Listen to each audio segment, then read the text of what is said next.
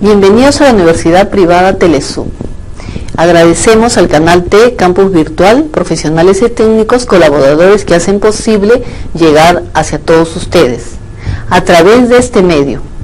En esta oportunidad les va a hablar la magíster Mónica Alférez Sánchez, contadora pública colegiada, y va a desarrollar el curso de Contabilidad y Legislación Tributaria.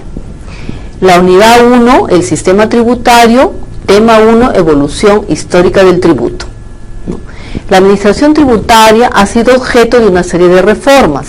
El primer antecedente fue la sección de contribuciones directas, correo y papel sellado del Ministerio de Hacienda, creada el 14 de enero de 1948, durante el gobierno del mariscal Ramón Castilla. Esta dependencia se creó con la finalidad de ordenar la caótica situación de las finanzas nacionales y reemplazar la injusta tributación colonial por una nueva política fiscal, acorde con las necesidades del nuevo Estado. Entonces, un contador jefe era el encargado de supervisar esos procesos, además de cobrar las deudas atrasadas por medio de las tesorerías y atender la emisión oportuna del papel sellado y su correspondiente distribución, siendo los subprefectos las autoridades responsables de la recaudación de los impuestos y de solicitar la sanción, ¿no?, para quienes no cumplieran con sus obligaciones tributarias. Entonces, en el año 1879 la administración tributaria sufrió un estancamiento. Recién en 1915 se produce una nueva reorganización en la hacienda pública y ellos determinan que la sección de contribuciones se fusione con la Superintendencia General de Aduanas, ¿no?, creándose la Dirección de Aduanas y Contribuciones, Estadística y Contabilidad, disolviéndose en 1920, rescatando la antigua Dirección de Contribuciones hasta el año 1929. Es así que esta dependencia se hizo cargo de administrar los derechos de importación y exportación, entre otros.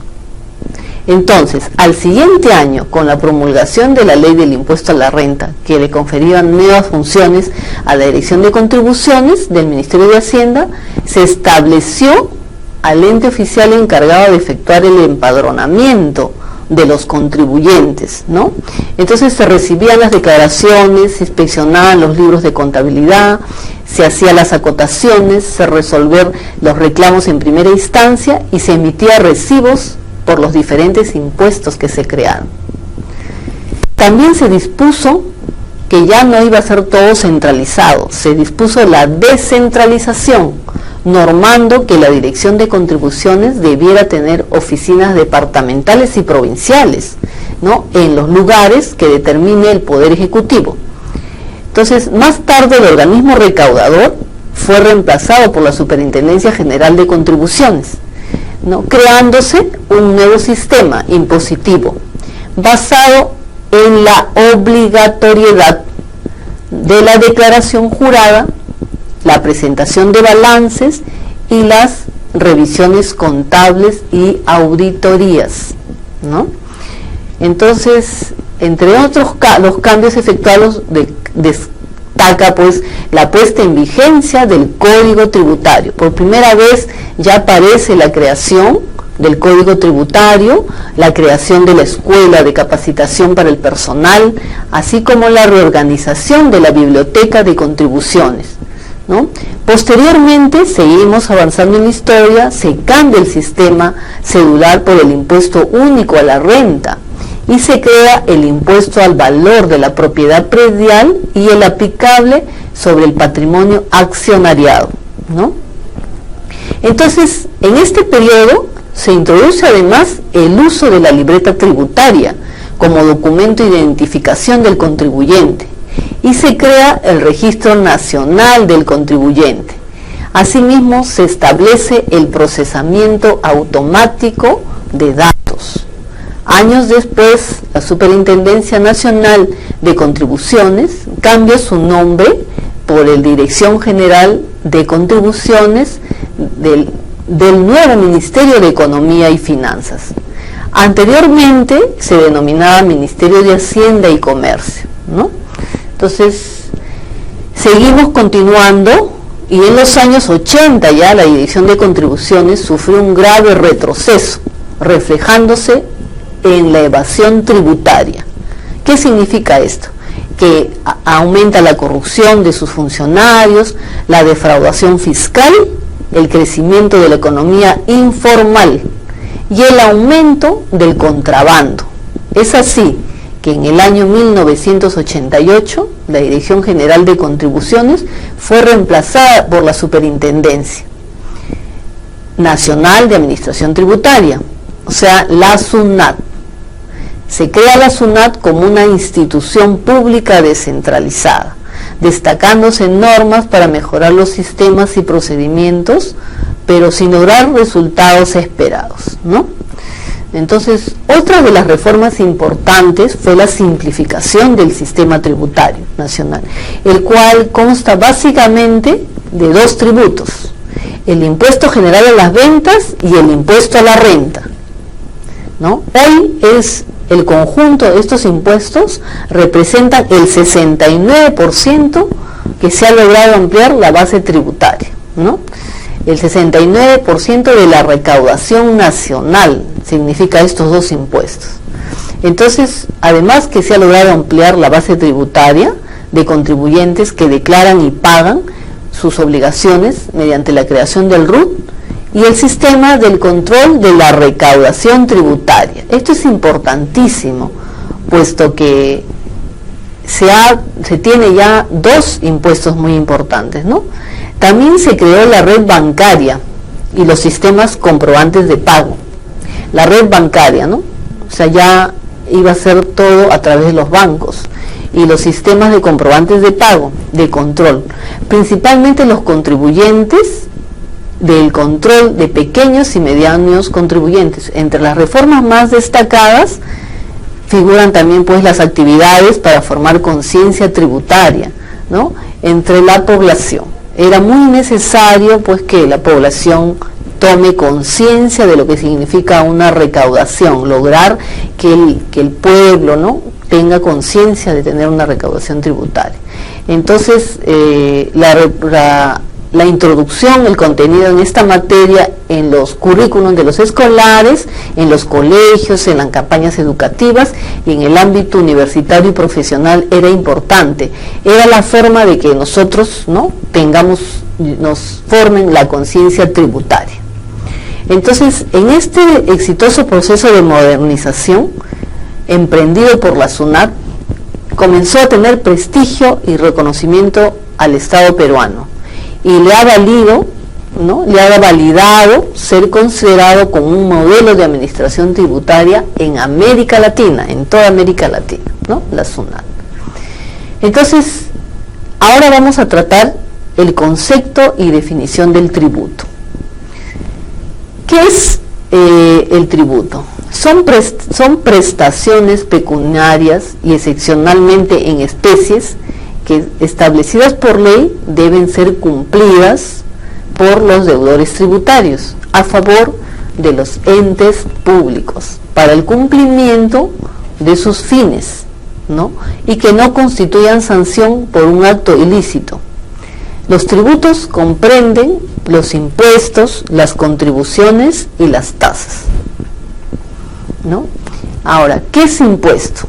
El impuesto es una clase de tributo, ¿no?, obligaciones generalmente pecuniarias en favor del acreedor tributario, regido por derecho público. ¿Cuál es su característica? Se caracteriza por no requerir una contraprestación directa o determinada por parte de la administración, ¿no?, arancelaria, o sea, acreedor tributario. ¿Ya? Ahora, ¿qué es una contribución? Es el mismo tributo, pero cuya obligación tiene como hecho generador beneficios derivados de la realización de obras públicas o de actividades estatales. Entonces, aquí hay una diferencia. El impuesto es una obligación, generalmente pecuniaria, a favor del acreedor tributario, y es un derecho público. En cambio, la contribución es un tributo que nos da la obligación como hecho generador, pero que beneficia a la realización de obras públicas o de actividades estatales. Ahora pasamos a definir tasa, ¿no? Debemos saber bien qué es un impuesto, qué es una contribución, qué es una tasa, y por eso decimos, tasa es el tributo cuya obligación tiene como hecho generador la prestación efectiva por el Estado de un servicio público, individualizado en el contribuyente, ¿no? Otra definición importante, ¿qué es el arbitrio? Son tasas que se pagan por la prestación o mantenimiento de un servicio público. Como ejemplo, se puede citar el arbitrio por mantenimiento de parques y jardines. A todos nos interesa tener nuestro jardín bonito, entonces la tasa que se paga por esta prestación del mantenimiento de este servicio público se llama arbitrio, ¿no? Es un ejemplo que podemos dar, ¿no? De mantener los jardines y parques. Ahora, ¿qué es un derecho? El derecho son tasas que se pagan por la prestación de un servicio administrativo público o por el uso o aprovechamiento de bienes públicos. Un ejemplo de esta clase de tributos es el monto que se paga por la obtención, por ejemplo, de una partida de nacimiento. Es un derecho que tenemos todos. Queremos sacar una partida de nacimiento, una partida de matrimonio, ¿no? Entonces vamos y solicitamos y tenemos que pagar por esta prestación de este servicio administrativo público. Entonces, al tener que pagar esto, eso se llama tasa. Es un derecho que queremos tener, entonces son tasas que pagamos por la prestación de un servicio administrativo público, ¿no? Otro tipo también de pago, ¿no? Son las licencias. También son tasas que gravan la obtención de una autorización efectiva, específica, para la realización de actividades del provecho particular sujetas a control o fiscalización. Entonces, en el sistema tributario peruano, el objeto del estudio del sistema tributario es examinar y conocer el conjunto de tributos, considerándolos como objeto unitario de conocimientos. Entonces, nuestro sistema tributario peruano tiene un objeto. El objetivo es estudiar para poder conocer todos los tributos, ¿no? Para poder tener el conocimiento, debemos tener conocimiento de qué tributos tenemos nosotros acá en el sistema peruano, ¿no? Por esta razón podemos definir que el sistema tributario está constituido por el conjunto de tributos vigentes y por las normas que los regulan en una época determinada, ¿no? En un espacio de tiempo. Ahora, ¿qué problemas y principios fundamentales existen en un sistema tributario? Por ejemplo, los principios fundamentales de un sistema tributario pueden ser de política económica, claro, ¿sí? ¿Qué principios tenemos? De política económica tenemos, por ejemplo, el Estado al crear los tributos debe tomar en cuenta que un país cuya población tiene diferente capacidad de ingreso, no todos tendrán la misma capacidad económica para poder fomentar la capacidad tributaria, ¿no? O sea, no todos tenemos el mismo ingreso. Entonces, el Estado tiene que tener mucho cuidado para tomar esto en cuenta. Debe tomar en cuenta que en un país donde la población tiene diversas capacidades de ingreso, variedades de ingresos, no todos ganamos por igual, entonces el Estado tendrá que tener cuidado para cómo crear sus tributos, cómo hacer para poder definir. Quienes ganan más, lógicamente tendrán que pagar más, tienen más capacidad económica, ¿no? Aunque todos tengan capacidad tributaria, pero los que ganan menos pagarán menos, los que ganan más pagarán lógicamente más. De política financiera, ¿no?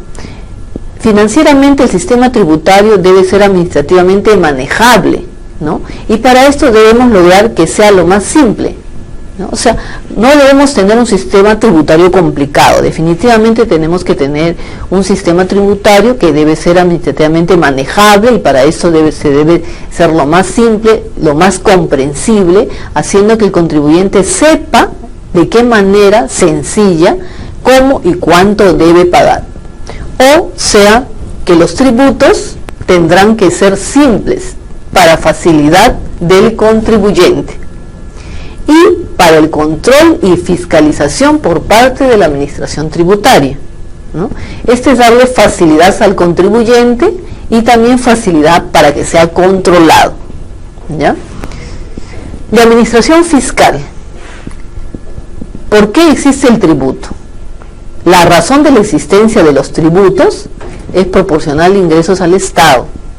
Por tal motivo, el sistema tributario debe procurarle los ingresos suficientes para que cumpla con su finalidad de servicio a la comunidad, ¿no? Entonces, es importante que haya ingresos. Por eso es que el sistema tributario debe ser suficiente para que se cumpla con la finalidad de este servicio en la comunidad. De principios sociales. Socialmente también el tributo es importante. Puede crear problemas porque en la sociedad el sistema tributario tendrá que generar un sacrificio tolerable, ¿no? Mínimo, o el contribuyente por esta razón debe tener un sistema equitativo. De la misma manera, el contribuyente debe verlo como un sistema justo, que afecte más a la gente que posee mayores recursos económicos, como les dije anteriormente, ¿no? Procurando promover la inversión en la producción de otros de la sociedad. O sea, ¿qué quiere decir esto? Que los que tienen mayores recursos económicos pagarán más tributo. Y también disminuirá el consumo de los bienes, promoviendo la inversión en la producción de otros en la sociedad. Ahora, el Código Tributario es el código que está creado con el Decreto Supremo número 135, 99 de Economía y Finanzas. Está publicado en el Diario Oficial El Peruano, el 19 de agosto de 1999, con el título, el del texto ordenado del Código Tributario, ¿no? Aquí este Código Tributario trata de los impuestos, los tributos que existen, los tributos que existen, por ejemplo, en el gobierno central, ¿no? Paso a definir cuáles son los tributos que comprenden el gobierno central. Uno de los tributos importantes del gobierno central es el impuesto a la renta. Por ejemplo, ¿qué es el impuesto a la renta? Son rentas que proveen del capital del trabajo, de la ampliación conjunta de ambos factores, ¿no? Entendiéndose como tales aquellas que provengan de una fuente durable y susceptible de generar ingresos periódicos. Entonces, el impuesto a la renta proviene de un capital de trabajo. ¿Qué quiere decir esto? Que se tiene que entender, provienen de una fuente durable que va a generar ingresos periódicos, ¿no? Este es un tributo del gobierno central del impuesto a la renta. El impuesto general a las ventas es otro tipo de impuesto que conlleva a la transmisión de propiedades de los bienes grabados independientemente de la denominación que se dé a los contratos o negociaciones que originen esa transferencia y de las condiciones pactadas por las partes, tales como que venta, principalmente de permuta, liquidación en pago, expropiación, adjudicación por disolución de sociedades, aporte social, adjudicación por remate o cualquier otro acto que conduzca el mismo fin. Esto está todo grabado con el impuesto a la venta, ¿no? Entonces, estos dos impuestos, el impuesto a la renta y el impuesto a las ventas, son importantes, ¿no? Y están todos en el Código Tributario. Otro impuesto también es el impuesto selectivo al consumo. Este impuesto está basado, es el producto final o nivel del fabricante o productor que grava la venta en el país a nivel de productor y la importación de los bienes especificados en los apéndices 3 y 4, ¿no?, del Código Tributario. La venta en el país por el importador de los bienes especificados en el literal A del decreto ley del apéndice 4. Todo esto está en el Código Tributario. Los juegos al azar, las apuestas, tales como las loterías, los bingos, las rifas, sorteos y eventos hípicos. Esto es el impuesto selectivo al consumo. Los derechos arancelarios. Bajo esta denominación están los derechos arancelarios. Incluimos a todos aquellos que se aplican con ocasión de realizarse operaciones de comercio exterior y que también recaen sobre las importaciones. O sea, derechos arancelarios significa cuando uno importa al exterior, ¿no? Es cuando se trata de operaciones que uno hace con comercio exterior, recaen sobre las importaciones, ¿no? Esos son los derechos arancelarios, ¿no? Ahora, la bancarización e impuesto a las transacciones financieras. Este impuesto es por el movimiento que uno hace en un sistema bancario. Desde el 1 de enero de 2004, las obligaciones que se cumplan era el pago de sumas de dinero con importe sea igual o superior a 500 soles, perdón, a 5.000 soles o a 1.500 dólares según la moneda en que sea pactada la obligación, deberían efectuarse utilizando los siguientes medios de pago.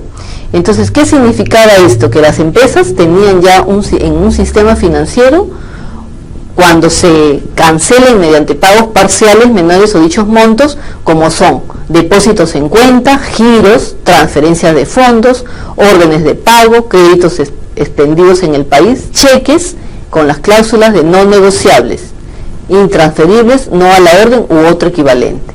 Este impuesto es por las transacciones financieras. Se creó este impuesto en enero del 2004, como les digo. Entonces, este impuesto significaba que todo movimiento bancario, toda transacción que hubiera financiera, se tenía que pagar un impuesto, ¿no? Entonces, se pagaba cuando era superior a 5.000 soles o a 1.500 dólares, según la moneda. Entonces, este movimiento de transferencia producía el pago de un impuesto. Se llamaba impuesto a las transacciones financieras, por las transferencias internas en el banco, ¿no? Ahora, otro tipo de tributos para los gobiernos locales. Los impuestos municipales. En un gobierno local hay impuestos municipales. En los impuestos municipales está el impuesto predial. Este impuesto predial significa el impuesto al predio. ¿Y qué significa el impuesto al predio? El impuesto al predio significa el impuesto al valor de la propiedad. Si es cierto que nosotros tenemos una propiedad, entonces ya tenemos un impuesto por pagar. Se grava el valor de la propiedad de los predios urbanos y rústicos.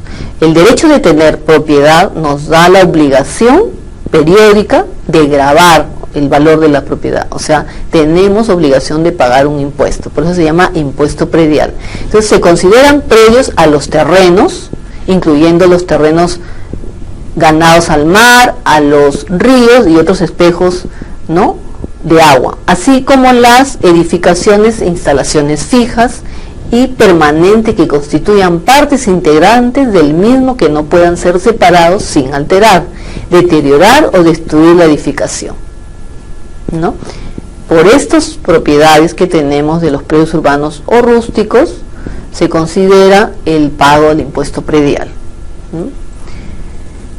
Continuando con el impuesto municipal, también tenemos otro impuesto que se llama el impuesto a la alcabala, ¿no? Es un impuesto de realización inmediata y grava la transferencia de propiedad de inmuebles urbanos y rústicos a título oneroso o gratuito, cualquiera sea su forma o modalidad, inclusive las ventas con reserva de dominio.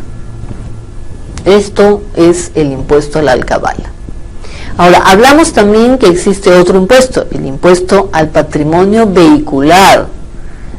El impuesto al patrimonio vehicular es de periodicidad anual, o sea, se paga al año.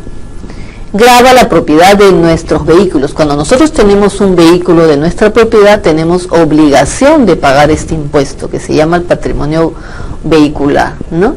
Podemos tener automóviles, podemos tener camionetas, station wagon, camiones, buses, ómnibus, cualquier tipo de vehículo, estamos obligados a pagar el impuesto. Esto es ya sea fabricado en el país o importado con una antigüedad no mayor de 3 años, Dicho plazo se computa a partir de la primera inscripción del vehículo en el registro de propiedad vehicular, ¿no? Entonces es de conocimiento ya ahorita que nosotros también tenemos que pagar un impuesto al patrimonio vehicular, siendo, como les digo, el pago anual. Tenemos también otro impuesto a las apuestas. Este impuesto es de periodicidad mensual, o sea, tenemos que pagar mensualmente. Grava los ingresos de las entidades organizadoras de eventos. Cuando las empresas organizan eventos hípicos, ¿no?, o similares en las que realizan apuestas, se entienden estos eventos que son aquellos en los cuales por la realización de una competencia o juego se realizan apuestas, otorgando premios en función al total captado por dicho concepto. Entonces, con excepción de los casinos de juego. Entonces, estos se rigen con sus normas especiales. Pero al nosotros hacer un evento para realizar apuestas, ¿no?, estos eventos son gravados, o sea, estamos obligados a pagar periódicamente un impuesto mensual por todos estos ingresos que tenemos por las entidades que organizamos eventos hípicos o similares y donde se realizan apuestas. Entonces este impuesto es muy importante también y es mensual, ¿no? Ahora, el impuesto a los juegos. Este tipo de impuesto grava la realización pero de actividades relacionadas con los juegos, como las loterías, los bingos, las rifas, así como la obtención de premios en juegos de azar, tales como los bingos, como les decía, las loterías.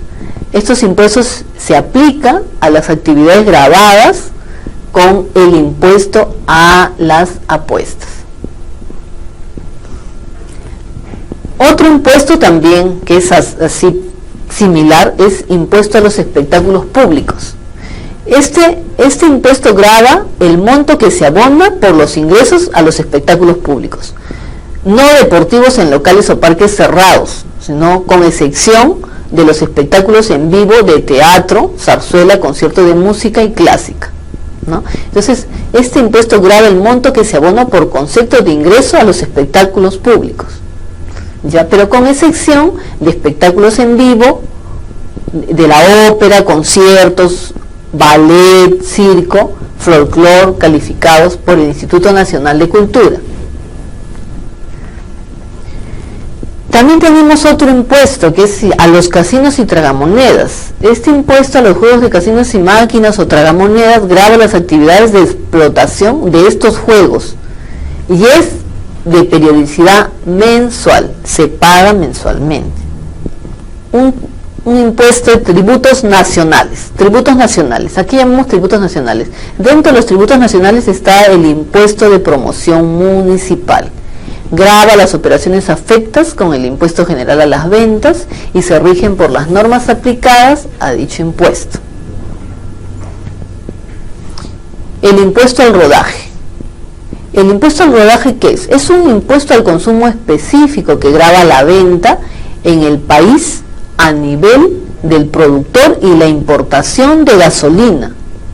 Se aplican las reglas,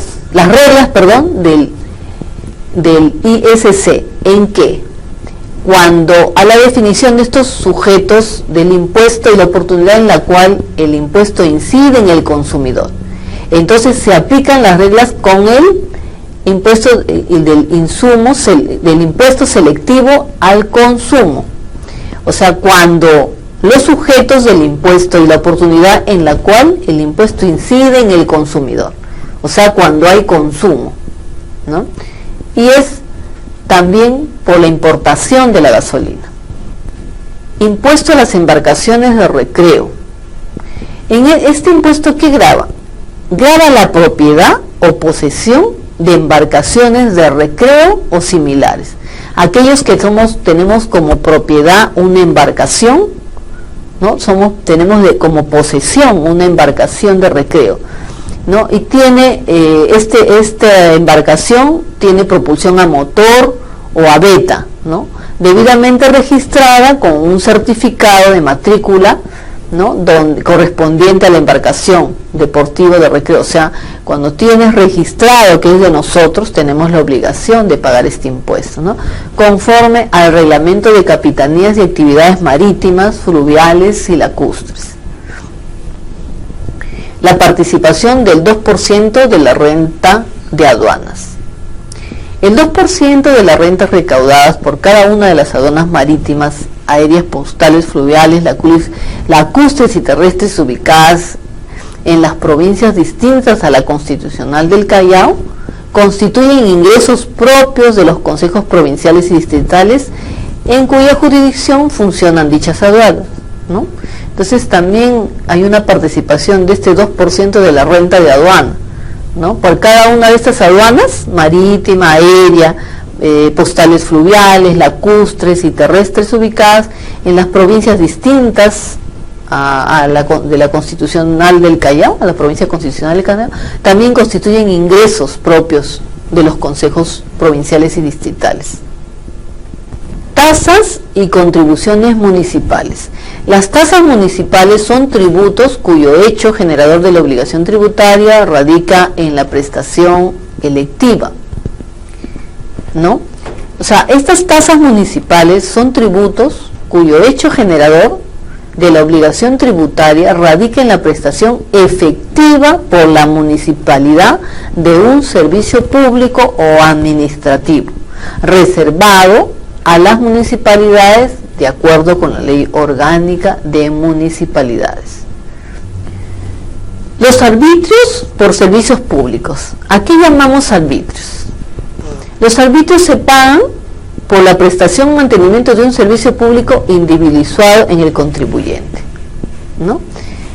Derechos por servicios administrativos. Se paga también esto por concepto de tramitación de procedimientos administrativos o de aprovechamiento particular de bienes de propiedad de la municipalidad.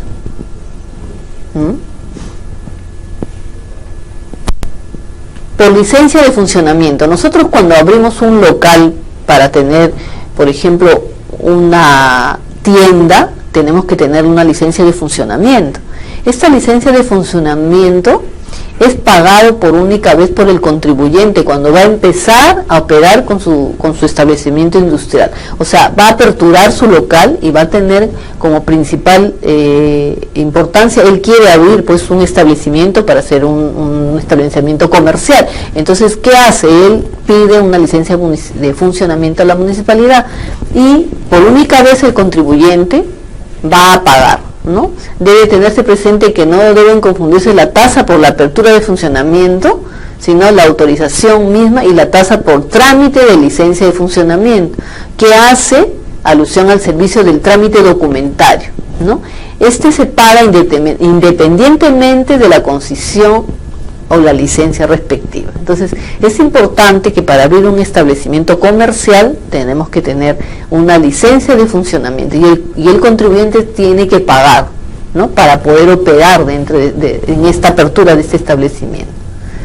También tenemos, se paga por un estacionamiento de vehículos. Por ejemplo, nosotros, la municipalidad, cuando nosotros nos estacionamos en cualquier lugar de un distrito, la municipalidad nos obliga a que paguemos. Es un tipo de pago que hacemos por estacionar nuestro vehículo en zonas comerciales, ¿no? De alta circulación, conforme lo determina la municipalidad provincial respectiva. Entonces, esto hace que nosotros tenemos que tener la obligación de pagar, ¿no? La autoridad del gobierno central nos dice que para estacionar nuestro vehículo en una zona comercial tenemos que pagar por estacionamiento de vehículos. Ahora también nosotros tenemos contribuciones de salud. Estas contribuciones de salud se caracterizan por el Seguro Social del Perú. Este Seguro Social del Perú se creó en reemplazo del IPS, el Instituto Peruano de Seguridad Social era un nombre anterior al Seguro Social. Después fue reemplazado, ¿no? Y se creó el Seguro Social del Perú. Es un organismo público descentralizado con personería jurídica, ¿ya? De derecho público interno, cuya finalidad es brindar, coberturar los asegurados y sus derechohabientes a través de diversas prestaciones que corresponden al régimen contributivo, de la Seguridad Social en salud. Entonces, ¿qué hace? Brinda salud. El Seguro Social del Perú brinda salud. Entonces, nosotros tenemos que pagar también por esto, mediante otros seguros de riesgos humanos, ¿no? Existen también entidades prestadoras de salud. Estas entidades es un sistema de salud creado por la Ley de Modernización de la Seguridad Social en Salud, la Ley 26790, y su reglamento, el Decreto Supremo número 009 SA. Esta prevé la existencia de entidades públicas o privadas distintas a la salud, denominadas entidades prestadoras de salud. Estas entidades complementan la cobertura otorgada por el salud a través del Seguro Social. Por lo tanto, las entidades prestadoras de salud constituyen una forma alternativa nada más, ¿no? Y excluye la cobertura. Ahora, el seguro complementario de trabajo de riesgo, ¿no? Este seguro brinda cobertura adicional mediante prestaciones de salud y prestaciones económicas a los trabajadores que sufran accidentes de trabajo. Por eso se llama un seguro complementario de trabajo de riesgo. O sea, nosotros nos aseguramos cuando hacemos actividades que nos pueden producir riesgo en nuestra salud. Entonces, ¿qué hacemos?